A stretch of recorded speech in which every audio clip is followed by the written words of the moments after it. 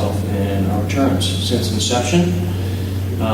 Again, we've consistently delivered on average mid-teen returns and a cumulative 595% total return to our investors.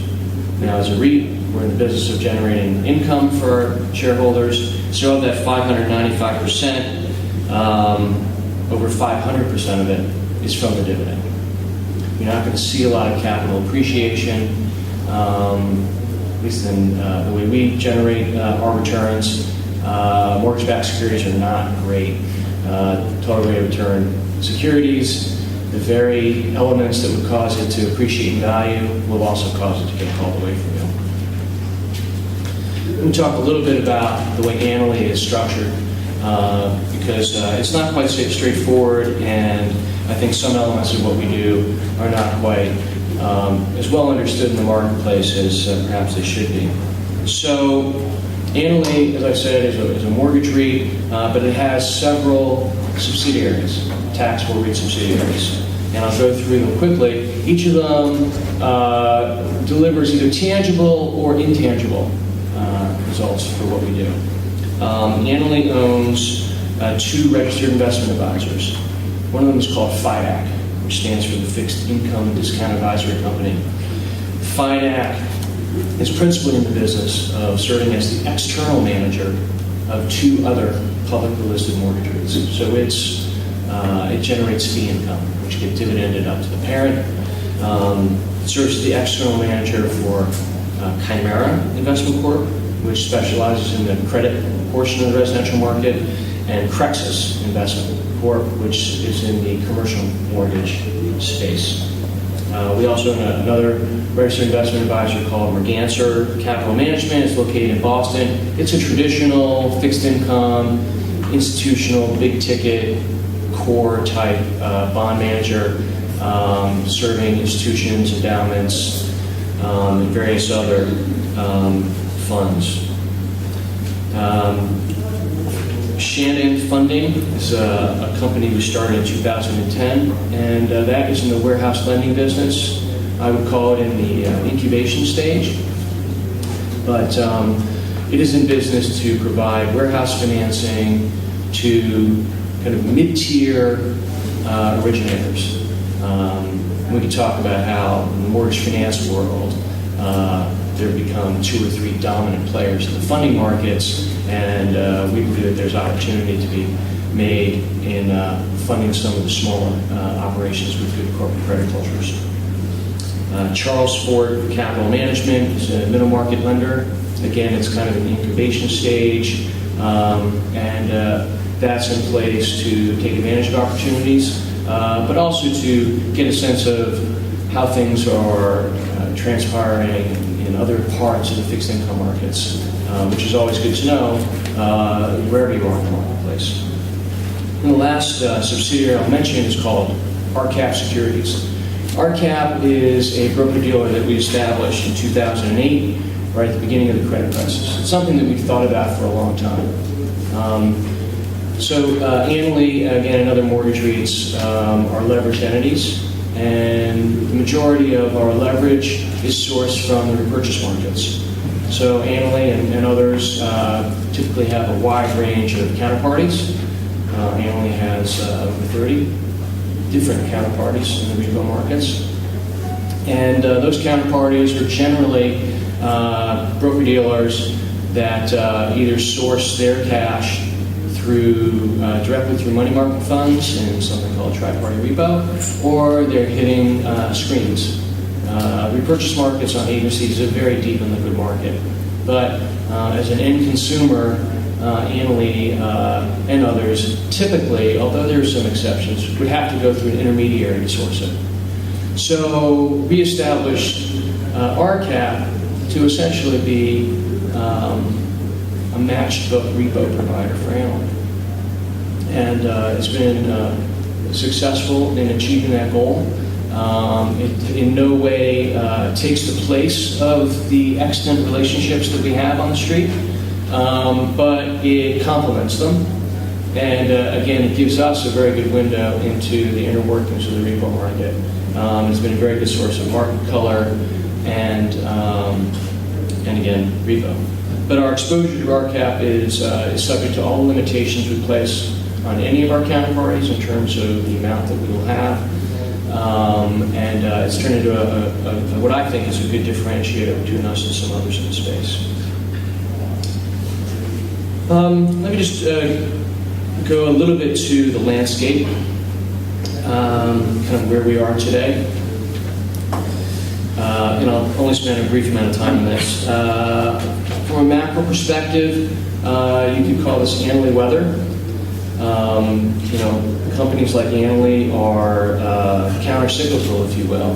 The very elements that might cause economic distress are those that would prompt the Fed to be accommodative, and that is an environment in which a company like Annaly and others will have a tailwind in their operations. We think that this accommodative policy stance will probably be around for a while.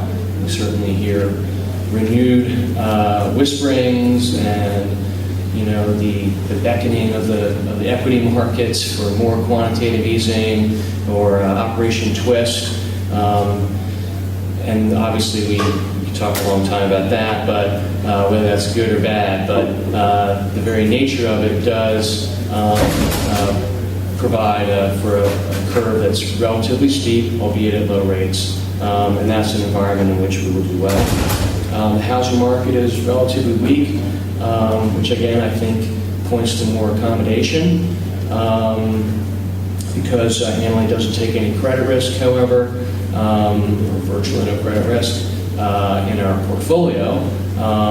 This obviously is something that's going to help the portfolio for some time relative to some others in the space.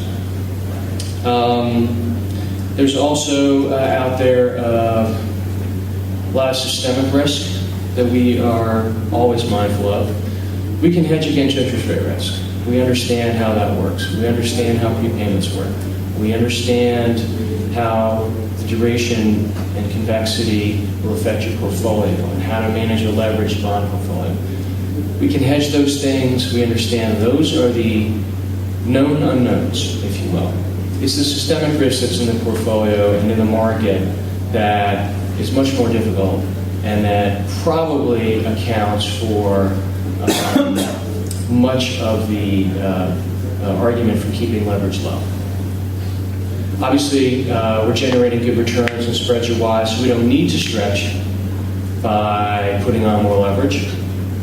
But there's also systemic risk out there. And the best way to hedge against systemic risk is to minimize the amount of risk in your portfolio, period. And leverage is the main driver of that risk. So we see risk in what's happening in Europe, obviously.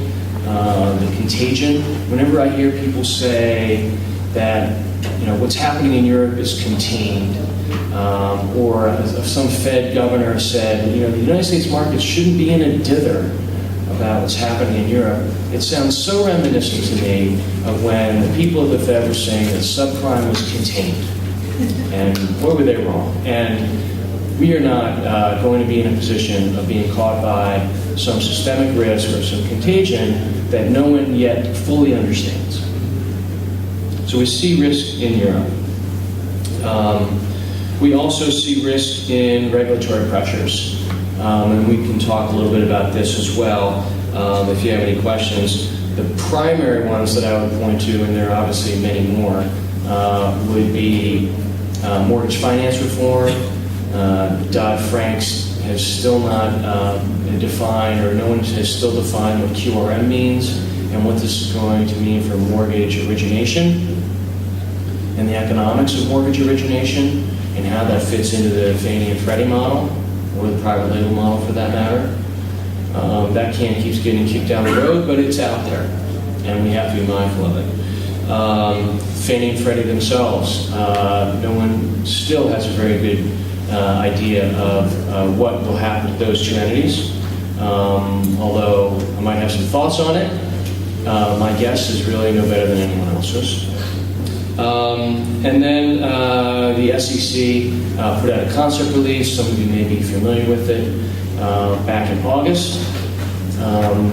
in which they are taking another look at the exemption from the 1940 Act that is available to companies that are engaged in the business of owning or acquiring mortgages or other real estate interests.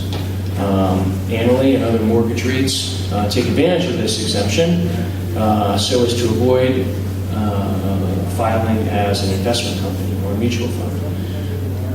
Investment companies have leverage restrictions, among other things, so the primary outcome of this regulatory process could be some change in that exemption.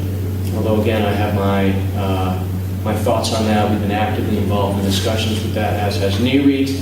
I don't think that anything will happen, but yet again, it's another cloud out there that investors and managers all have to be aware of.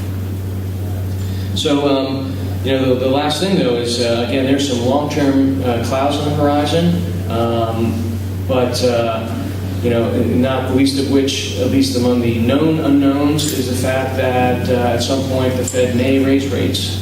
The fact that inflation may rear its ugly head at some point in the future, and we have to be prepared for that. But for the short run, and maybe even for the intermediate run, the way things are going right now,